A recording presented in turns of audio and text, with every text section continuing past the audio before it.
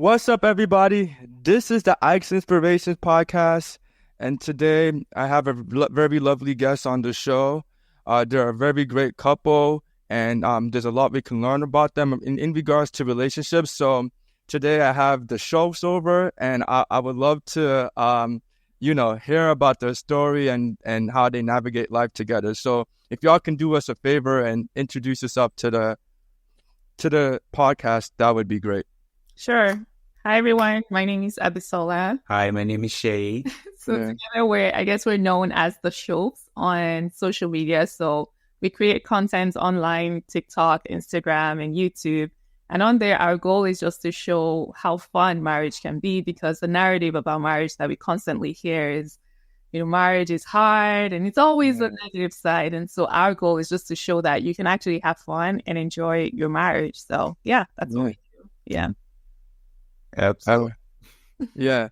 And Shay, can you also introduce yourself and like what you are about? Yeah, I mean, so let's introduce us together. I guess I'm the other half of the show. So similarly, right? I think I'll say in the show, she's more of the business person. I'm more of the creative person. Oh, so okay. A lot of the creative ideas. And she's like, how do we make money out of this? How does this sustainable business? Which is funny because I'm the one that got the MBA, so I don't quite understand why. That's funny, man. Yeah, that's funny. Yeah. Yeah, I would usually think it's reverse, because I feel like men are more like money, and women are kind of more creative and flexible. So that's interesting. But so my question to y'all is, how did y'all meet and how long have y'all been together? Yeah. We met in 2008. Yeah. Okay. What the math is there. That's about 16 years. 16 years. Yeah. Something like that. And we were in college when we met. I like to say that we met through our sisters. They're friends, and I guess the sisters brought us together. Is a long story short. Yeah. Lean into a DM. Okay. My sister tried to hook me up with her, and I decided I'm not interested in meeting my sister's friend's sister. Yeah. I saw her page on Facebook, and I was like, oh, I think I changed my mind. She caught your eye. So we had our sisters organize a meetup, and then, I met her, spoke to her. She wasn't really responding, so I was like, no, it's okay. I'm not even trying to do it. I just want to be friends on Facebook. That's all. Oh. Then I slid into a DM. Hey. Okay. Fine boy. He caught me at my naive days when he said, I just wanted to be friends. I was like, oh yeah, sure, let's be friends. And 16 years later. Oh. So were you all in Nigeria or in America when you met? We were in America when we met. We're both students here. Okay. Actually in Maryland. I was in Morgan State University. She was in Hood College. So that's in Baltimore and Frederick. Okay, gotcha.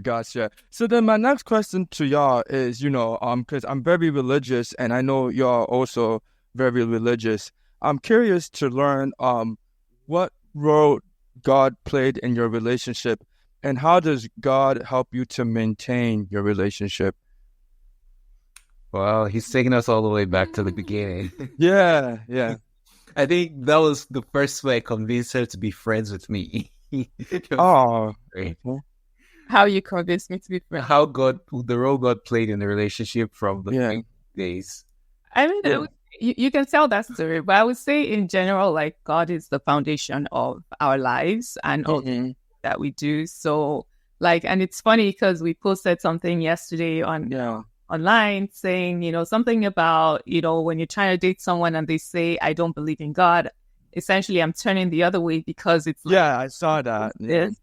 Yeah, what's the basis of that relationship, or what's the basis of the things that we believe in? It all comes from God, and it all goes back to God. So everything that we do essentially revolves around God. So whether it's me living my life as a single girl, or a relationship with Him, it all revolves, like, that foundation has to be God. So the story that he was saying was when he had hit me up on Facebook or whatever, and we're chatting, and I'm like, oh my God, this guy seems really nice or whatever. Yeah. And we start chatting, and it was a really enjoyable conversation. And he ran the shop. It was like 6 a.m. in the morning when we're chatting. We're both very early morning people. Okay. And he randomly cut it off, and he's like, "Hey, I need to do my devotion real quick. I just woke up and started chatting with you. I need to go pray." And I was like, "What was your reaction?" Okay. Yeah, go pray, go do your devotion and everything. But that definitely was like a defining moment for me. Really? Like, oh, he actually has his priorities like straight. Yeah. So yeah. She was like, "He's fine. He loves God. Okay, there's potential here." Okay. And so that was like sorry. Yeah, no, go ahead. No, so that was like a huge benefit and a huge like turn on. Like, okay, he got his priorities on straight, like you said. Yep. And then, I guess throughout our dating life, when we actually found out about the sickle cell situation, and eventually after we got married, right, it was always about, okay, is this the right thing, God? Time we fasted, we prayed, we listened to a lot of pastors, a lot of sermons, but in the end, it was like, there are potential solutions, right? But in the end, is this the right direction, God? Yes. If it's the right direction, then we're going to go through all this. But if you say it's not the right direction, then... Yeah. Okay, so, you guys have been together for nearly a decade, and, and it seems like God has done a lot of great blessings for y'all. I'm curious to just learn about that dynamic of content creation as a couple. I think clearly, y'all have built a good social media brand online, and it seems like it's a very unique thing. Can y'all talk about what that process is like? I know you mentioned, Seyu, that you're more of the creative and Abiso is more of the business, but can y'all talk more about that in depth? Like, what is it like being a couple who makes content together? It seems like a very interesting dynamic, That's a very loaded question. Parts to it, and there's the everyday interesting parts to it. Yeah. Let's start with the interesting part. Number one, I found out that since we started creating content, we fight a lot more than we normally used to. Okay. It's a fight. It's not like we're fighting, right? But like disagreements over perspectives and no, I want it this way. No, not this way. No, but why are you not listening? Yeah. I would say, to make it more relatable to others, think about it as working with your spouse, like nonstop. And then when it's even beyond a 9-to-5 job, now this is like our baby, right? It's kind of like we're entrepreneurs in a sense. Yeah. And as business owners, we're constantly working around the clock, and you're constantly working around the clock with your spouse as your business partner. So it is interesting. An interesting example is, so I do a day job, right? And then at like 5, 6, I, play with the kids for a little bit. And then 8 o'clock, I'm back on the computer. I'm like, all right, let's start working together. I just like, no, I've been working since morning on the business. Like, I need a break. I'm not do it. And like, this is the only time I have. Like, no. And so I'm trying to pull out the little bit of energy. Yeah. Like, I just don't have time in this. Yeah. That's a downside of it. The other part of it, though, it's a lot of fun, right? Because you person that you're thinking about, you're building your future with. And that both of you are, you have the same mindset and the same vision. Yes, what you're doing. Yeah. And a lot of the experiences that we've got to enjoy, just as being content creators and influencers, it's really nice to be able to do that with him. Sure. So I definitely we just came back from a trip from Asheville, wow. That was a beautiful experience. So the things that I'm grateful for. And even though, yes, we complain every now and then, like, oh my gosh, you're annoying or whatever. Every once in a while, sorry, not annoying. Every once in a while, I'll be like, oh my gosh, like there's literally no one else that I would rather do this than you. Yeah. Just the way that we are able to bring together our ideas, our creativity, and just see the output that we put together. One of us individually can do that. And I really appreciate that. So it's... Yeah. Because back to that point I mentioned of me being creative and she being business oriented. Yes. Left to me, I'll be creating all this really amazing concepts and going into the red, right? Like negative, right? But then left to her, if she just goes only the business side, she'll be doing the business and, you want creativity to balance the engagement with your audience, but also you need to fund what you're trying to do, right? Yeah. So I think that's where, if you know how to harness your strengths, help you build something better together. Yeah. You decide not to harness it, and they're like, no, it has to be all creative, or it has to be all business. Then no, for sure, kind of burn and crash, right? Yeah. Yeah. No, I think it's cool that y'all have like a good balance between y'all, because I think the balance allows it to work together in a better direction. Like the creativity makes it more fun and engaging, where I feel like the business makes it more sustainable so that you can keep doing it. So that's cool. That's awesome. So I would like to just know, Abyssal, you mentioned like that you were able to gain more experiences and relationships as a result of content creation. Do you want to talk about a lot more about that? Like, from creating content, what are some of the unique things that y'all felt like you were able to experience as a result of your work? There's been some pretty interesting things we've been invited to. There's been a concert with John Legend, which I... Oh, wow. That's so cool. Person. Sorry, did he invite you to that? Yes. So, yes. Oh, it's just awesome. Yeah, that's so cool.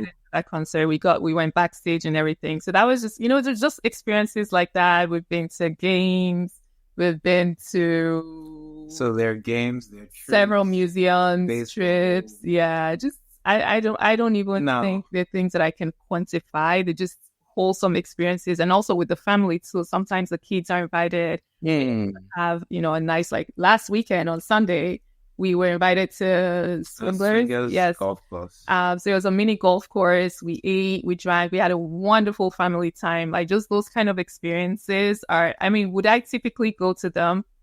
Possibly, but when you're invited, it's just like it just gives you that opportunity to just not think about it, and you just have a nice time. And I mean, the key to keep in mind is like these are things we potentially could have done, right? But there's just so many things going on in life, we don't do them. And then when we get invited, right, it's like, oh wait, there's another part to life other than work, your kids or school, and it's a great thing to do, and it has made us now start thinking more about prioritizing, experiences for the family. One thing that we've recently gotten into is watching live theater plays, because it's to a couple of them and we thoroughly enjoyed them, and so now it's like a thing. So I think again, it's just those experiences. It just opens up a whole new world for us to discover, and I'm very grateful for that. Yeah, that's really awesome. And I guess even you guys caught me thinking like you accepted a bunch of invitations, including mine, which I'm thankful for. And I think it's interesting how the content creation opens you up to a whole new world. So that's awesome. In regards to your relationship, because I honestly think there's a lot to learn from it. I'm single and I'm ready to mingle, and I also want to be in a position like y'all where I'm in a long-term relationship. What would you have? What advice would you give for single people like me, and how would you make, like, what advice would you give on making a relationship long-term and sustainable? Because it feels like nowadays I'm looking at my friends, and you get in a relationship, they're only together for a year or two or this or that. And it just seems like people are always breaking up and divorce rates are higher than ever. So to see someone like y'all kind of doing something for such a long period together is honestly is inspiring. And I want to be like that. So what kind of relationship advice would you have for people like me? I would say I can start and you can add, but I would say go out and enjoy experiences for yourself. Part of the things that we're describing, I mean, you can go watch plays, you can go mini golfing, even without having a partner, and just things that are truly authentic to you.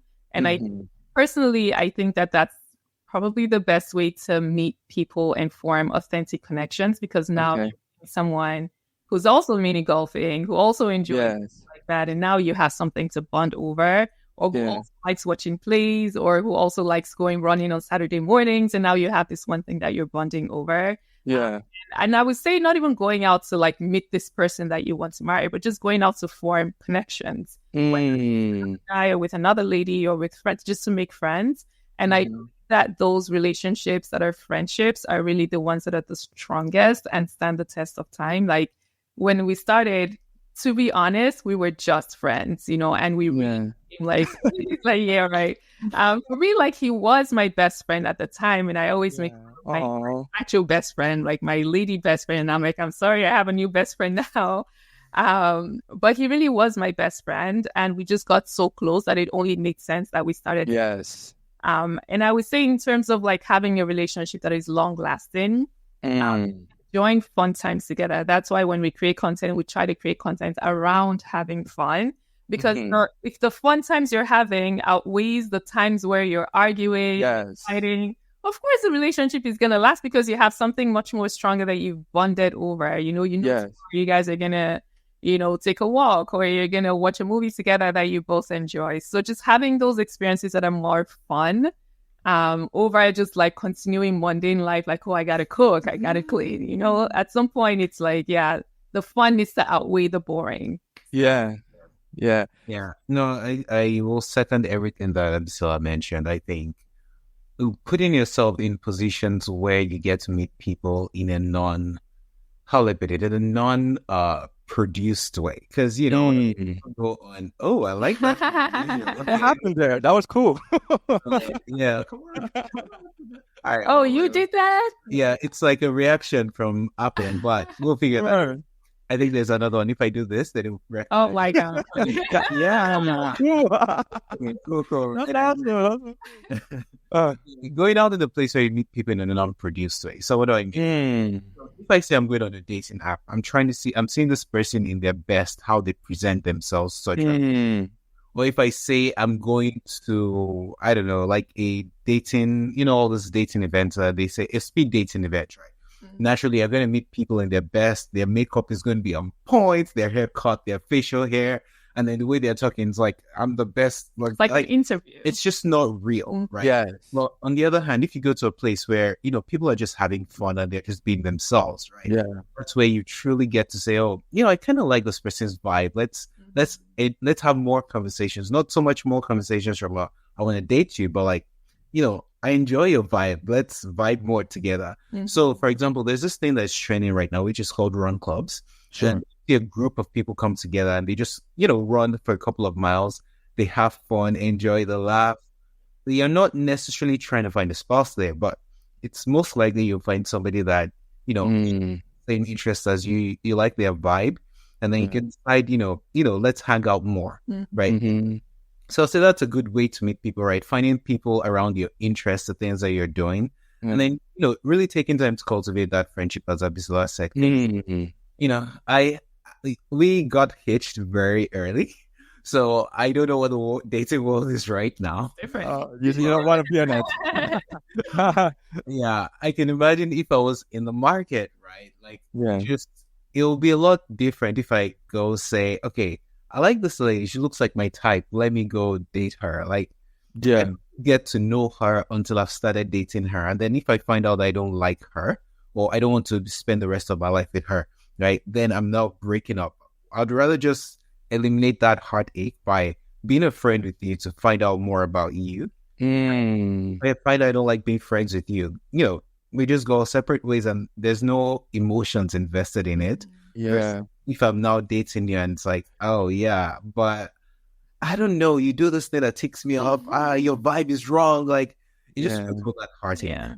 Sure. So how long, because, one of the biggest thing I'm hearing, and which sounds great, is friendship, like really maintaining a friendship so that it makes the relationship more sustainable outside of just the dating aspect. I'm curious to learn, like, how long were y'all friends for before you started really dating? Because, I remember Abisola was talking about that and said you had like a little reaction, like, oh, we were friends. Oh, yeah. Like, what was that like? I'm just curious. It was roughly like 4 to 5 months. Okay. Probably. So we met right at the beginning of summer, and he was about to head out. Like literally the next week, he headed out to Washington State, Seattle, for an internship. And then I was still in Maryland. And so we spent every single day on the phone, talking day and night, like staying up at night, talking to him. And so by the time he came back from that internship, I just felt like we were so close. And then I think after that, we started. She gave me a hard time. She was like, "Yeah, you're just a friend." Yeah. Okay. Yeah. You're spending all the time talking to me. You really enjoy being with me. Like, what are you saying? Yeah. Yeah, that was another pre-emphasis session.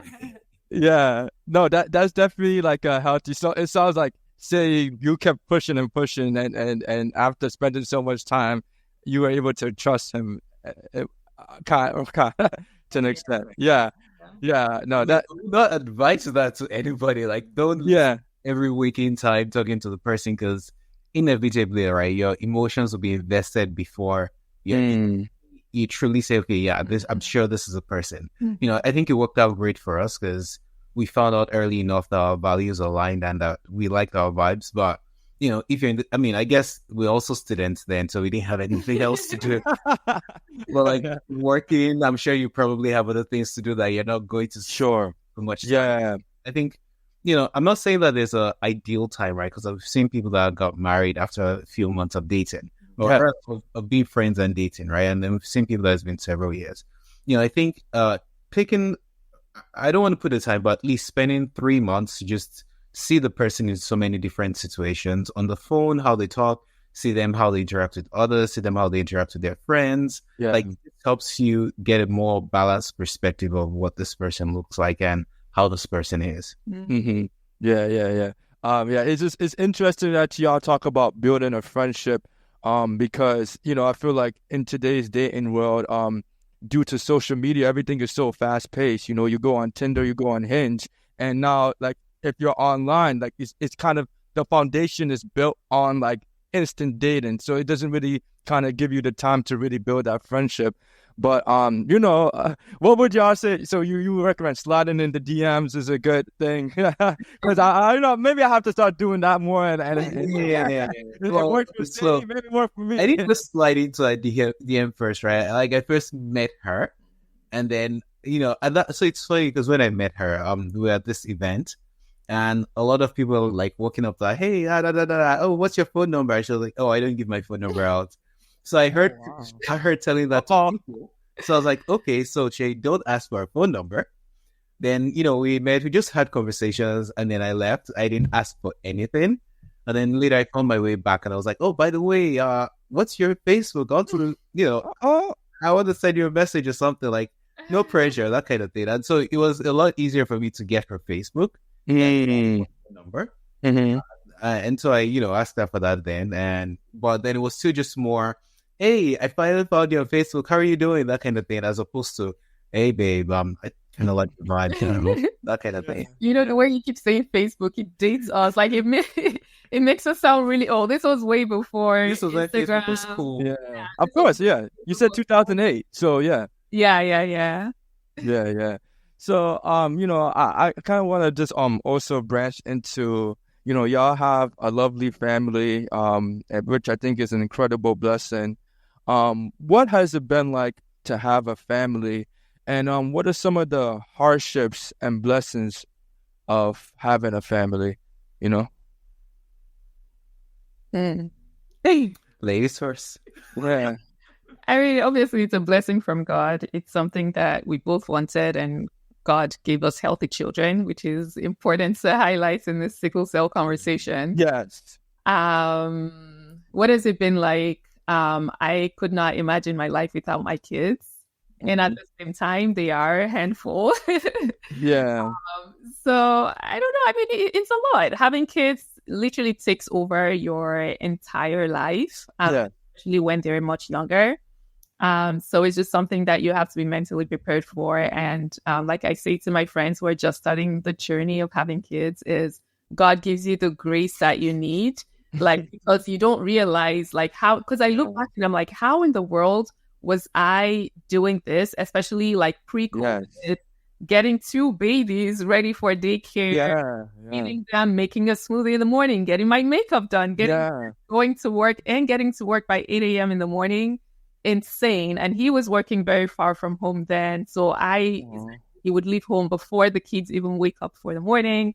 So, but I'm like, I don't know how I did that then. I don't think I can ever do it again. But I'm like, God gave me the grace that I needed in that period of time. So In terms of challenges, yes, it is challenging. It is a lot of work, but God does give us the grace that we need to raise His children. So overall, it's a blessing, and I would not have it any other way. Yeah. It sounds like it requires a lot of faith because I don't know. I'm not a parent myself, so I can't speak too much in depth about it. But I know one thing about parenting is like there's no like guide on how to start. Like you have no clue what you're doing. Like you know what I'm saying? I feel like that could be nerve-wracking at times, and so it seems like you pray to God for direction, and He was able to give you that. You will always see every now and then, like the first time moms, maybe like a few months into being a mom, you say something like, "Why did you guys never tell us?" Like, what were we supposed to say?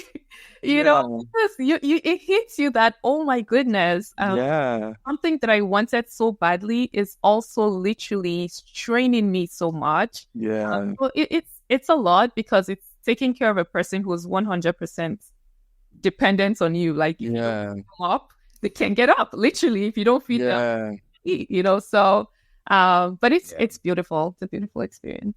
She's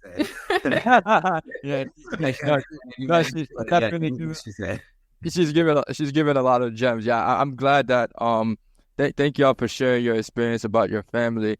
I'm also just kind of curious to just learn more about because I did have this question, because y'all are public images with social media. I don't know. I'm not gonna say you guys are like A-list celebrities. I don't know how famous y'all are. But I was curious, how does the publicity of written content like affect your relationship, or does it not affect your relationship? Sometimes you can see all these things on social media, and I feel like the publicity aspect can make relationships more difficult because you're getting all these different opinions from people saying, "Oh, you should do this," or your relationship goes, and maybe that's too much pressure on you to be perfect. Like, what is it like? I'm just curious, like that public aspect of being in a relationship. Do you feel like you get a lot of jealousy? Do you feel like you get a lot of positive reinforcement? I'm just really curious to learn about that. So we may have different answers. I don't know because I don't manage our social media as much. Oh, okay. I will say that from my perspective, regardless of whatever we see, right? It's fuel for me, for my creativity to come up with ideas. So when people leave negative comments, I'm like, oh, that's amazing, great engagement. When positive comments, I'm like, okay, that's good. I appreciate it. Sometimes I actually want the negative comments because it gives me more inspiration for ideas. I'd say from my perspective, it really has no impact, right? Like, I would say that we're public figures, but in the end, we have our own personalities, we have our own vision and goals, right? Social media is one channel to achieve that. And we're doing things not for the accolades of others, but because of the vision we're trying to hit. So I'd say for the most part, no impact. Okay. Yeah, I've learned... I would say probably after a few months to a year of creating content, I learned to not put a lot of weight on the comments that we receive, whether positive or negative. It's kind of like neutralized in my head at this point, because initially I'll be like, "She, did you see this comment?" And he'll be like, "Okay," like he's so unbothered. And I'm like, why aren't you bothered? And he's just like, they're just random people with different backgrounds and experiences that have made them form these opinions that are different from yours. And that's it. Like, that's it. Nothing more to it. And so, it's just the comments. I mean, I appreciate the positive comments, but I don't let it get into my head either. That's a negative one. So.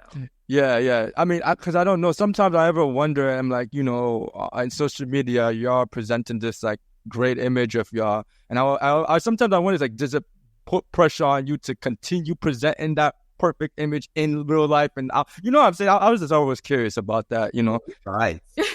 Right. So, no, there's no perfection. No one's perfect. We try not to be too perfect. Well, let me rephrase. We try not to, our goal is not to say our marriage is perfect, right? There are two parts, right? On the one hand, we're entertaining people with different things. On the other hand, we're trying to share, our values and through this way, right? But no, I don't think we're trying to say, oh, this is a perfect marriage, right? Yeah. No, for sure. Yeah. No, I think when I watch your content on Instagram and YouTube, if anything, I'm just speaking to my reaction. It just inspires me to want to have a family, to be honest. Like, I'm looking at y'all and I'm like, man, I really wish I could, have a family and I'm excited to be a father and a husband. So that's my reaction. I can't speak towards the other thousands of people who watch your show. Yeah. And so, y'all have been creating content. How long have y'all been creating content, just out of curiosity? 3 years. Yeah, 3 years. We're part of COVID content creators. Yeah. Okay. So it started as a result of being home and whatnot, like content creation. Okay, cool. And I was just curious, you've been creating content for 3 years. And it's interesting that y'all are doing it together. You mentioned you have like goals and visions for your content. As a couple, what are like the goals that y'all hope to achieve with creating content? We have a lot of things. Oh, I'd say, there's one, like, it's great to create content, but then I think one I would like to do is to be able to take this beyond just content online. Performances, right? So, for example, we mentioned that. Oh, wow. We started enjoying theater plays, right? We would like to see or produce a theater show, right? That's in line with the type of content that we create, right? And the values you're trying to espouse. So, I think that's one. Another is really, we want to be able to create a space where couples and families can come and, enjoy experiences, right? Yeah. So, kids with my husband, or I bring my husband alone on the date night. Yeah. Just do something, that's very specific to us and helps us nurture our relationship. Because, you find out that, for the younger crowd, before they're married, there's a lot of those types of places, right? You go to clubs, you go to, and then all this other activities, right? But for couples, it's usually, or for married couples with kids, it's usually harder to do that. Because where do I put my kids? I need a babysitter, or it may not be conducive places. And so we want to be able to host experiences like that on a recurring basis for families and singles. Lots of things that we're aspiring to doing very soon. One of them is writing a book, actually. Oh, wow. Together? Are y'all co-authoring that? Like, to get... Well, I'm doing most of the writing, but he's doing the reviewing and adding in here and there. But it's a book on sickle cell. Oh, cool. I'm really excited to hear about that. I'm super excited about it. Get questions. Well, we get questions on how to prevent sickle cell. I would say multiple every week. And I'm like, if this is a question that most people have, and we've been through this journey, document everything that pertains to it. Literally any question you could potentially have, it's in there, so I'm super excited about this. We have most of the draft done. Oh, wow. That is just, as someone with sickle cell, that is extremely exciting to hear. And I guess now we can talk about that. Because, I want to talk about your guys, your just sickle cell prevention and how y'all went into going about that and the decision to have kids.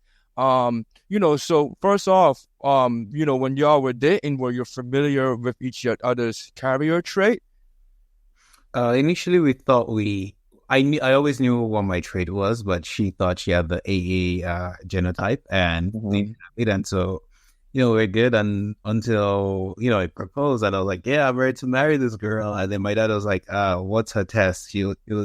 I told him, she's AA. He was like, nah, I'm a lawyer. You need to prove it to me. Show me the proof. So we went to do the test, and lo and behold, she was AS, right? And so she had the trait. And then we realized, okay, great. Hold up a second. This puts brakes on everything we're trying to do. And, we're just trying to figure out, okay, what's the path forward, right? Is the path forward that we say, I don't think this is going to work? Because, growing up in Nigeria, everybody says AS and AS can't get married because they don't want to have sickle cell children, right? Yes. So, but I think because we had laid that foundation on a very strong friendship, we had laid that foundation on God before we even started dating, we were like, I'm not sure that I want to just say I'm going to leave this person because I'm very convinced that I want to spend the rest of my life with. And so if I think there's a chance here, let me fight for it. Let me try to figure out what that chance is. And goes to a lot of, talking to a lot of medical professionals, doctors, trying to doing a lot of research on Google, trying to understand what options existed for people with the sickle cell traits to get married and still have healthy kids. So there was a lot of research, talking to a lot of people. Also, there was a lot of praying involved. First of all, when we started the research, we first took like 40 days apart, from just talking to each other, interacting with each other, to say, God, is this really the right person for me to be with? Wow. And we got to go ahead that yes, I'm essentially like I'm pretty much giving you the go ahead. Like this should not a sickle cell should not be a reason to break up with this person. I mean, we got Bible verses. We had God speak to us when we were praying and fasting. So a lot of that, right? And that was what gave us the energy to endure the next 2 years of just doing a lot of research. Wow. Convince parents that yes, I know this looks like a bad situation, but there are ways around it. So it was a journey, right? So we did it for 5 years before we got married. The first 3 years was, us in college, getting our first job, proposing, all of those good stuff. Yeah. The last 2 years was battling, like, let's convince family that we have not lost our minds. Yeah. Thanks for sharing that. I know in Nigeria, it's like a very big thing to know your trait. I guess I'll share my story. My mom and dad, my dad knew that he was AS, he was actually he was very, very avid about only dating someone with AA, because I don't know how he knew about sickle cell, but they taught about it a lot. My mom thought she was AA, but she actually was AS. And I think in Nigeria, I don't know, you all know how it is. The medical facilities, they're not as up to date. So they made the mistake of saying she was AA. It wasn't until she came to America, I guess, where the technology here is better, that she figured out that she had AS. And I guess, it was a tough decision for them to still be together, but I'm glad they chose to be together. And even crazy, they chose to have kids, and I don't blame them, and they ended up having me, which is good. And and I got sickle cell, and that's okay. It's been tough for me. But I'm gonna be honest, I'm pretty healthy. But when I was growing up as a kid, it was very difficult. And I know from my parents, it was very hard, to see me go through crises all the time and have to see what I'm dealing with. With that being said, though, my mom always tells me this story of that God gave you a reason God put you here for a reason. You know what I'm saying? The fact that I didn't know I had AS and you did, and she still made us have kids.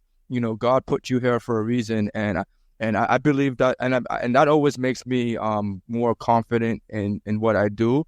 It kind of allows me to live with purpose, and I feel like I feel like God put me here to be a leader for the sickle cell community. So I don't think my parents regret having me, but it definitely was not a deal with what and how they came about having me, So I'm just curious to learn how were y'all able to do y'all have kids with sickle cell? Because just to No. Okay. And in regards to prevention, sickle cell prevention, how were you able to? What were some things you did that helped you with making with having prevention and making sure your kids didn't get that? Or was there anything you could have done? Yeah. You want me to go? Sure. So we have 2 kids. The older one is 9 and the younger one is 5. And we had our first child naturally, unplanned.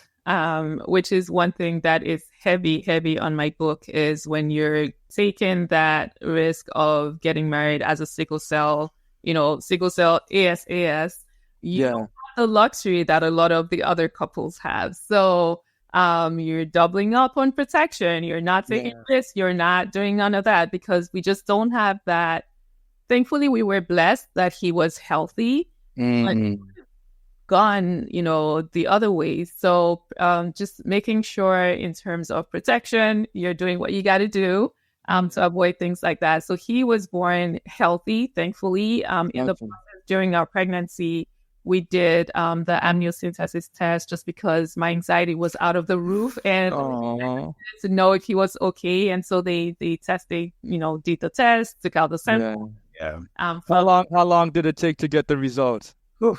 And nerve-wracking, was it? I don't know, at least probably a week or two. And it was just, I was a mess. I could tell you that much. I wasn't sleeping. He was snoring through the night. I'm like, how are you sleeping? First of all, nothing takes my sleep away. That's true. But, okay, let's be clear on that. But the interesting thing is when she told me that, oh, by the way, I'm pregnant, right? This kid. I was happy, but my face was. It is happy. What has happened? Screwed up, yeah. Because we knew we had the trade and we didn't want to take the chance of having a child. Yeah. And when she mentioned it was like, God, what? My parents warned me about this for 2 years nonstop, and I said, God is in this. Let's go. So I was like, God, you got to show yourself right now, right? Yeah. I mean, thankfully he did, right? Thankfully our son does not have the sickle cell disease, right? Yes. But as Abisola said, right, it's something that after we found out, after I couldn't put my heart at rest for the first 13 weeks. Then we did the test, and then about 2 weeks after we got the results, and that was where we finally took this huge sigh of relief and started doing the pregnancy. Yeah. So I think it was a challenge there. But then once that happened, we realized for the second child, we certainly don't want to be in that situation. Sure. We want to plan more. And so, a lot of the research we had done prior to getting married, right, where we had spoken to doctors, they told us that there were a few options. One was the PGD testing. So, pre-genetic diagnosis, where they screen the embryo for, with IVF. Traits, with IVF, yes. Okay. They screen the embryo for multiple traits, right? One of which is sickle cell. There, of course, they do autism and a whole bunch of other, genetic screenings. So that was what we planned for our second child. Okay. It was an interesting process for her because it was a bit painful. Doctors' visits, injections for the IVF, then the test of the embryo and all of that, then everything, is a process. And I don't realize how involved it is because it's a lot that's involved, right? And you also need to make sure that you have insurance to cover the cost, or if you don't have the insurance, well, you have the financial, capability to take care of it because healthcare in America is not free or cheap. Yeah. So these were a lot of things we had to plan and do for our second. That we didn't do it for our first, but not because we didn't want to, right? Just because it was an unplanned pregnancy. For sure. Yeah. And so, you all did the newborn screening, and I have a difficult question, and feel free to pass on it. But if say you got the screening and the results came he has sickle cell, what would your course of action would have been? That's a great question because the doctor also asked when we did so we had initially gone in for CVS, for the CVS consult. Or is that what it's called? They're two different. But one is CVS. I forget what that means. Sure.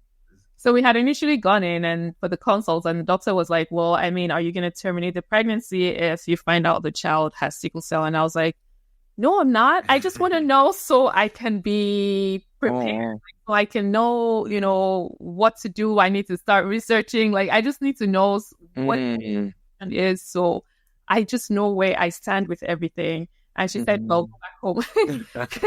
She sent us back home saying, "I'm not going to do the test for you. I mean, what's the point risking? Because I mean, every procedure is a risk, right? There's 0.00 whatever % risk." And she said, "There's no point doing the test if you're not going to change." That's so true. Actions. And I was like, I went back home. And I said I could not sleep. Oh, no, I understand. Like for you, the test is more about like fulfill your anxiety and just making sure you can know what's gonna happen. You know what I'm saying? But I guess we always say what's that Christian verse? We walk by faith, not by sight. You know what I'm saying? So yeah, that's incredible. So I will say though, sorry to interrupt you. It's a very hard question though, because I mean that I don't know. At the end of the day, it's I've had people in the same situation. Yeah. Like, again, we've put out this stuff, so we've gotten so many stories, so many stories of people that have gone either way. They did the test, pregnancy, they did the test, they terminated the pregnancy. Either way, it's an incredible, difficult decision to make. Oh, yeah. Incredible. And the aftermath, whether or not you keep the pregnancy, is still difficult to deal with. There's that guilt that's associated with it. There's just a whole bunch of things. Oh, for sure. What we teach, I mean, what I have in my book is you don't want to put yourself ever in this situation to ever have to make a difficult decision like this. Like a worst case scenario. You shouldn't get to that point that we got to where you're in this crossroad of, oh my God, what do I do? Do I terminate or not? So again, all these prevention measures to take so that you don't have to make that kind of a decision. Yes. Oh no, I completely agree. It's a very difficult decision, and I don't know. I'm just thinking if I'm in that situation, I don't even know what I would do. It would really depend on my wife and what we're talking about. But I'm gonna be honest. I would probably lean towards the abortion because I went through so much pain. I couldn't bear to see that kid go through it. However, I would have to consult with my wife, and she's the ultimate bearer. So I know it's a tough one. Very tough, to be honest. And then emotionally, for me, it'll be very traumatic because I'm gonna be honest. I'm pretty healthy physically, but it's a very traumatic experience. To be honest, you start to relive all the stuff you went through, and then you think about it, and then all these negative thoughts come out. But then who's to say, like, if my mom didn't do it, like, I wouldn't be here today. So who to say is it wrong? And then you see, you're scrambling going back. It's not a black and white. Yes, you just need to. I'm glad we never got the chance to make that decision because I mean, when she said, "Oh, I'll keep the pregnancy," right at the doctor's office, in my head, I was like, I don't know what I'll do. I would just have to go with whatever you decide. Yes. Top situation to want to be in. Yeah. Let me quickly put this in here. For whoever may be listening that has a child with the sickle cell disease, you can look at St. Jude's because they have a new procedure that I think that's specific to children. They do it for free, no cost to the parents. What's the procedure? St. Jude Hospital. Okay. Oh, you mean like the gene therapy? Yeah. You can talk more about it, perhaps. Oh, please. I don't know all of the information, but I do know that we're in conversations with them just to share more, create more awareness that there is help in terms of just providing the resources that children with sickle cell need. And once they've gathered in, even after 18, they can still continue to go to them for treatment, for any clinical, trials or anything that they have going on. They can always go to them. But I know that the gene therapy is something that's new to them, that there's So at a high level, it's like assuming a person has a blood disorder or a defective gene, they can introduce a healthy gene into the body, right? And that will help restore the functions of the defective genes to help, lead to it. It will help alleviate a lot of their symptoms. Right now, they think it could potentially be a permanent cure, but there's still some research underway. However, that said, they are offering it for free to kids with sickle. Oh my gosh, that's huge! We're talking to them to learn more, to figure out how we can help, raise awareness about.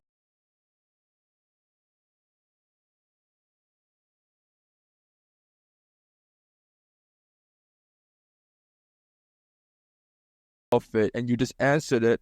I actually know a lot of people with sickle cell, and I would definitely give that information to them because I had no idea that they were giving this to free. This is huge. I was actually able to interview someone who did the gene therapy, and technically it's not a cure like they said, but he basically felt like ever since he got it, like he doesn't feel like he has sickle cell. So he basically felt like he was cured. And yeah, if you guys may have seen, I have a YouTube channel on sickle cell where I do my best to advocate for people with sickle cell and spread awareness. I talked about gene therapy, and I think it's pretty good. My only concern was millions a place where you can go and literally get the treatment for free at St. Jude. That's awesome. I felt like it was good. I just felt like it wasn't accessible, but to know that St. Jude's is offering it for free, I'm definitely going to start spreading the awareness. I'm probably going to make a video about it soon. Yeah, no, specifically for kids though. Yeah. Yes. No, I have, yeah. It's just great to know because I have a lot of parents who follow me who are like, y'all, but they have sickle cell children, and they would like to know. So, So thank you for telling me about that. For anyone who might be listening who's not in the United States, they also have they're doing work in several other countries. I know they're doing work in Kano. They have a physical location in Kano, Nigeria, where they're providing, treatments to children there as well, especially for sickle cell. There's a high population. Wow. Area. Yeah. Wow. So wherever you are, just look for those resources. The thing they mentioned, and of course, we're going to get a lot more information as we Yeah. But I think one thing they mentioned is that they don't just take care of the cost of treatment. They take care of the cost of the family. They provide them with relocation support. Wow. Getting treated.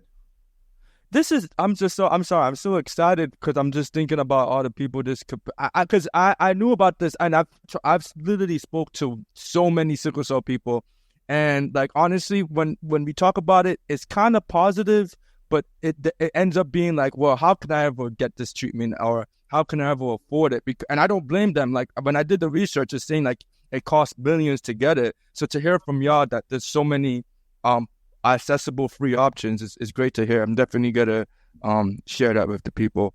So I mean, I'm glad that y'all were able to share your experience as sickle cell carriers. I'm just curious, what's the name of the book, and when is it coming out? Because I would definitely purchase it when it comes out. Those are great questions. I don't have answers to yet. Oh, okay. Yeah, I still have my drafts. I don't have a publisher or all the details. No problem, yeah. But hopefully sooner than later. Yeah. No problem. Because I definitely would love to read about the book, and whatnot. I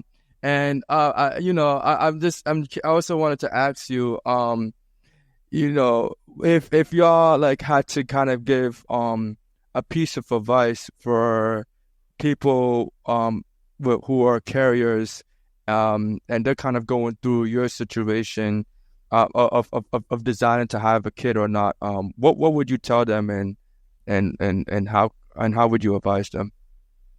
I can take this one. As a carrier, the easiest thing to know is, obviously know your status, right? Double check. Yeah. I thought I was not a carrier, so just doing that test over again, it doesn't hurt to just confirm your status. And so once you know that, it's much easier to not get into that talking phase with that person who also had it, because then your emotions are not involved. Then you don't, it's just easier. It's just a stranger on the road, right? You can just say, yeah, I have a sickle cell trait, so goodbye. Let me go talk to someone else. It's easier to make that decision then. But you already get involved and you're already like, okay, I like this person. Yeah. So I have this friendship with them. Pray about it. Is different, and God's plan for everyone is different. Yes. God's plan for Abisola and she is not necessarily God's plan for you. So don't just, this couple did it, I too should go do it. Well, God, what is God saying to you as an individual? Yes. Or as a couple? So hear from God. What is God's will in for me in this situation right now? And God may be saying, this is my sign for you to let that person go.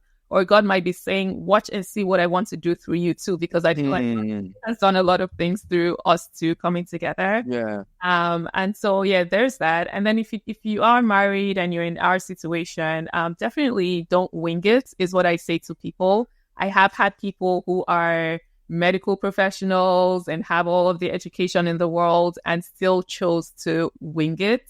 I don't know how this thing decides to do that thing, but they have all of the finances. I mean, not all of the finances, but they have the finances to go through an IVF procedure and still just trust God with their children.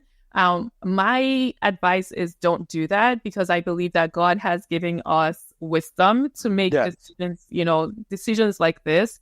So again, double up on protection, take the right prevention measures. If you can't do IVF, there's adoption. There's all these other things. You can even just foster, for a few months and say, hey, I don't want even the commitment of having a child. I just want to do this for maybe 6 months, a year. There's just so many options to consider. Right. And I also think like being open-minded and being non-traditionally, like if you really, really, really want children, want to have your child, then that's different. But if you actually don't mind other options, like there's just thinking about it that way, in the sense that I want to care for a child, but does it really have to be my child? And if you're open to that, then thinking about adoption or other options for caring for other children. But yeah, I think, God has given us technology for a reason. I know there's a lot of also just having that ethical conversation. That's a whole topic in my book. There's a topic of ethics, because now we're talking IVF, we're talking PGD, but it's an ethical conversation in itself. There's a lot of layers of ethics in that. Is that now are we playing the role of God? The ethical conversation of what happens with unused embryos. There's the ethical conversation, like we talked about earlier, when you're doing the testing, the amniocentesis testing while the baby is already implanted in the womb. The conversation of aborting a child. That's an ethical conversation that you need to have with your spouse. So again, there's a lot of loaded conversations and decisions to make. And so when you're deciding to marry someone who's also AS like you, these are things that you have to think about, that is more complicated than you think. And I'm glad that you are people of faith. I'm always curious to hear when this answer to people's questions. You said follow God and listen to Him. How do you know when God is speaking to y'all? How do you know when like God is telling you to do this versus that? Because sometimes I hear from other fellow Christians, God told me to do something crazy, or like punch this person in the face. I'm like, that doesn't sound pretty godly. How do you know when you are following God's path? Yeah, I have a whole topic on this in my book as well. But I need to publish it. Wait, can you come You need your book. I need it for myself too. There's multiple ways that you can hear from God. Multiple ways. And the one way that I always ask is, well, how have you heard from God about other things in the past? Yes. Because if the way that some people, like the other day, I was watching a video about this lady telling God to send her a butterfly as a sign. Like, it's just so random. This happened. I'm like, this is just so specific to her that she gets it, and she gets her relationship with God. But I can't compare mine with her, because I never done for a butterfly. For me, it's just like so random. But my question is, how has God spoken to you in the past, and how you're trying to hear from Him now? Are you just kind of rationalizing things and saying it's God speaking to me? Another one is also seeking godly counsel. Like we went to our pastor at the time. Several times we were in his office. He's the one who said, "Why don't you take time apart from God, from each other?" I didn't like him after it. We sought godly counsel. I went to a friend's mom that I had known for a few years, and I trusted her, and we just sat with her and just talked to her. So seeking godly counsel, hearing what people are saying. I mean, not that outweighs what the Bible says. Yeah. Obviously, the Bible, some things are black and white in the Bible. Yeah. Like this, sickle cell is not mentioned in the Bible, but in general, we can hear the heart of God, and we can sort of just know, is this right for me? Is this God's plan for me? And then another prayer I prayed is, God, reveal other things to me that I'm seeing. you may be thinking the question is, how am I going to prevent a sickle cell child? But God is trying to say, watch his character or watch her character in even navigating this ASAS situation. Yeah. For example, I've had some couples come to me that, since we found out where ASAS, he stopped talking. He's now citing his mom. And I'm just like, why are you going to go through this stress anyway? Like, for me, this is just like a sign that God has literally just laid on your lap, Yeah. Again, all these many factors, but there's multiple ways and more that I've mentioned. Yeah. Oh, man, I can talk to you about forever about this conversation. And I personally think about this question a lot, because I feel like if I can answer this question, like anything will be great for me. If I know if I'm constantly following God's will, life will be better in terms of my relationship, finances, spiritually, physically. And I feel like, I think God is full of so much love. So like, if your heart feels like love or joy, I feel like that's like the answer. I don't know. It's very hard, but I feel like if I'm thinking about something and my heart feels kind of pretty excited or joyous, I feel like God is speaking to me through that. So I try to follow that a lot. But yeah. So my last question for y'all is, thank you so much for coming on. Thank you so much for your time. If people would like to follow you or learn more about you, or even maybe reach out to you about sickle cell or just whatever, any reasons, how can people reach out to the Shofs? We are active on Instagram. I would say is our major platform. Instagram at the Shofs, TheShofs, and that's our handle on all the platforms: Instagram, TikTok, YouTube, Facebook. Websites, theshofs.com. Oh yeah, the website. Yeah. Okay. All right. Well, y'all heard it, and hopefully we get your book soon. I just want to thank y'all again for coming on my platform and sharing your story. I think it will be very helpful for people with sickle cell. So thank you so much. I appreciate it. Yeah. Hearing your story as well. Oh, thank you.